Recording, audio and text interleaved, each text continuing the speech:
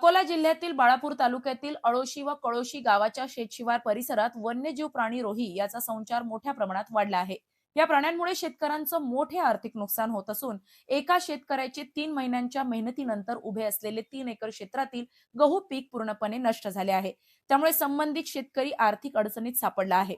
परिसरात भीतीचे वातावरण निर्माण झाले असून प्रशासनाने तात्काळ उपाययोजना करून रोहीचा बंदोबस्त करावा, तसेच बाधित शेतकऱ्यांना त्वरित नुकसान भरपाई द्यावी अशी मागणी शेतकऱ्यांकडून करण्यात येत आहे।